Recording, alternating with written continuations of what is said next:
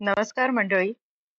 आपण पाहतोय साद देती हिमशिखरे याच्यातील प्रकरण पहिल्यातील आज भाग दुसरा. जुन्या गर्भश्रीमंत खानदानी कुटुंबात माझा जन्म झाला होता. आमचे घरदार, शेतीवाडी वगैरे मिळून मोठी स्थावर नि जंगम मिळकत होती. समाजात आणि सरकार दरबारी आम्हाला मोठी मान्यता होती. जातीने ब्राह्मण नि धर्माने आम्ही हिंदू असलो तरी सुधारक म्हणून घेण्यात आम्हाला मोठेपणा वाटत होता आणि त्यामुळे आमच्या घरात धार्मिक सोहळे काहीही होत नसत. धर्म म्हणजे थोतांड आहे म्हणून त्याच्या नावाने केले जाणारे संस्कार आमच्या घरात घृणास्पद ठरले होते. हिंदू समाजाच्या नि पर्यायाने साऱ्या देशाच्या अधःपतनाला जर काही कारण असेल तर हा धर्म, त्याची ती तंत्रे, उत्सव, त्यातील जातीभेद, स्पर्शास्पर्शता, गल्ली गल्लीतील देवळे, वेड्या-वाकड्या मूर्त्या नि ध्याने होत, अशी आमची ठाम समजूत होती. या आणि असल्या बेडगळ धार्मिक समजुतीनेच आम्ही इतके नेभळे बनलो होतो की मुठभर परकीयांना आमच्या एवढ्या प्रचंड देशाला वर्षानुवर्ष सत्तेखाली भरडता आले. एवढ्या मोठ्या जनतेला दास्यत्वाच्या शृंखलेत जखडता आले, याबद्दल आमची खात्री पटली होती.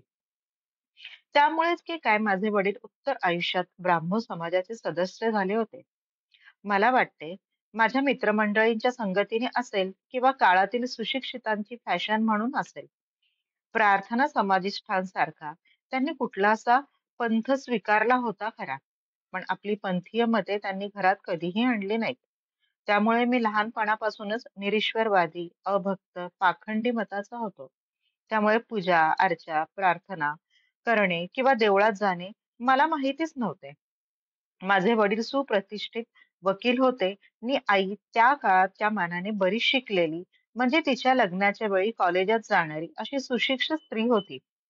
बापाची एकुलती एक धनाढ्य आणि सुप्रसिद्ध पित्याची लेक म्हणून फार मोठ्या संपत्तीचा वाटा आईने आपल्या लग्नाबरोबर आमच्या घरात आणला होता.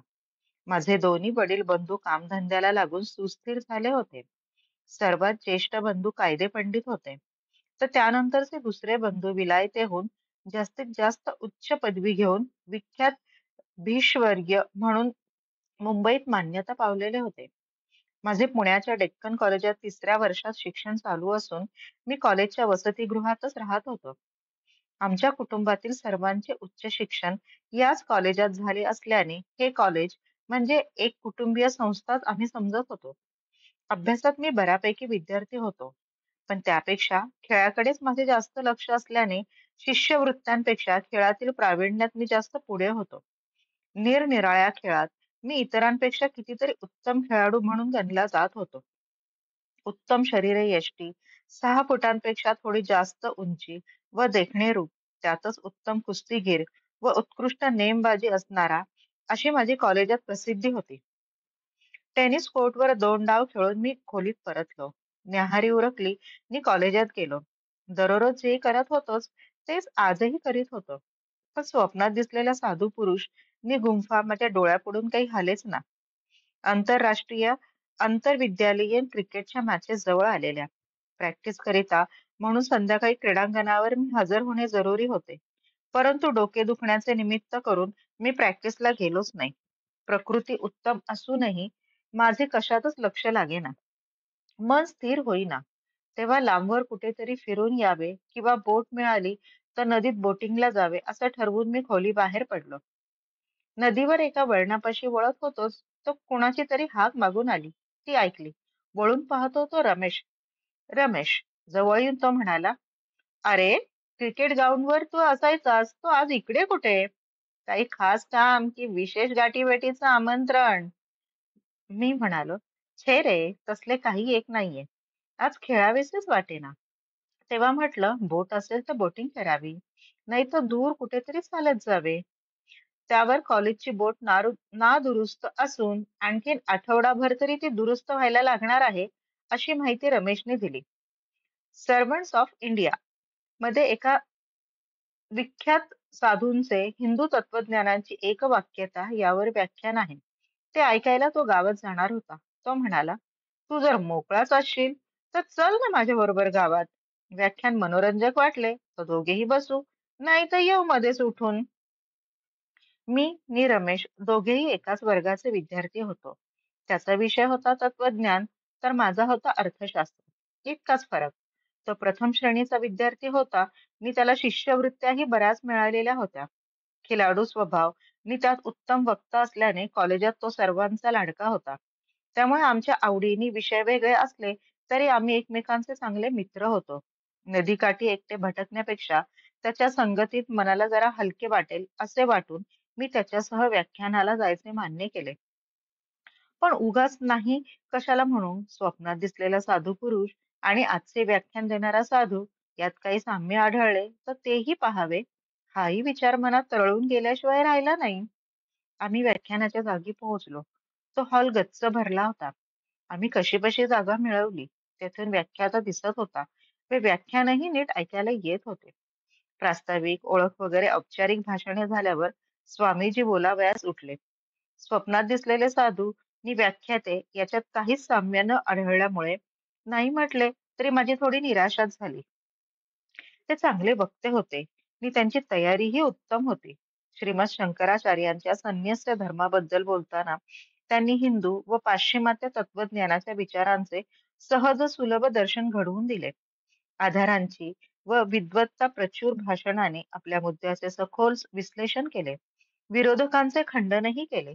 त्यामुळे आमच्या सर्व सर्व श्रोत्यांचे समाधान झाले. रमेश तर व्याख्यान ऐकून इतका प्रभावित झाला की ते व्याख्यान म्हणजे मोठी बौद्धिक मेजवानीच वाटली त्याला. तत्वज्ञान हा माझा विषय नसल्याने रमेश जे काय सांगत होता ते मला सर्व समजत होतेच असे नव्हे. व्याख्यान संपल्यावर रमेश आपल्या आप्तांना भेटायला गेल्याने मी एकटाच राहिलो. मनात विचार आला, सिनेमाला जावे का?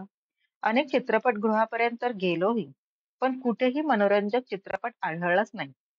थिएटरच्या मालकांच्या व सर्वसामान्य प्रेक्षकांच्या चित्रपटाबाबतच्या हलक्या-फुलक्या आवडीबद्दल त्यांना शिव्या घालत मी खोली गाठली. रात्रीचे 9 वाजले होते. मी खोली उघडून आत शिरलो, मात्र वसतिगृहाच्या शिपायाने धावत येऊन माझ्या हातात पिवळा लिफाफा दिला. ती तार होती. हबकलेल्या मनानेच मी अधीरतेने पाकीट फोडले.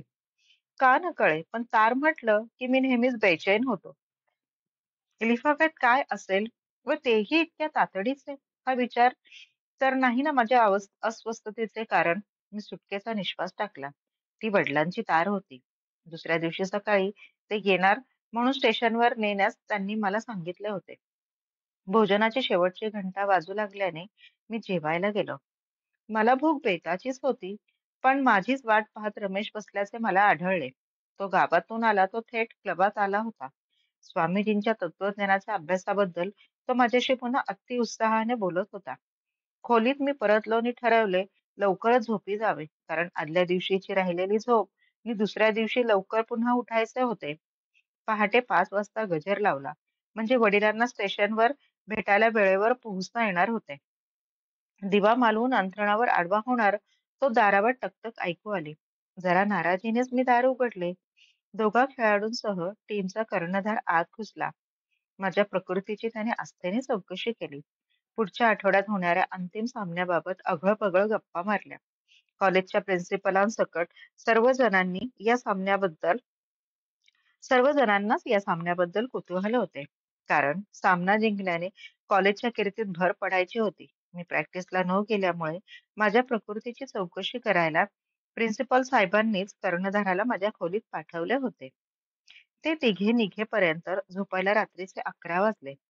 झोप लागेल की नाही याबद्दल मी जरा साशंकच होतो. परंतु दिवा मालवला आणि उशी नीट करून डोके टेकले, मात्र मला गाढ झोप लागली. तर मंडळी, हा होता आपला भाग दुसरा. या हा भाग तुम्हाला कसा वाटला ते जरूर कळवा आणि लाईक, शेअर आणि सबस्क्राईब करायला विसरू नका. ह्या पुढचा भाग आपण पुढच्या शनिवारी प्रसारित करू. धन्यवाद.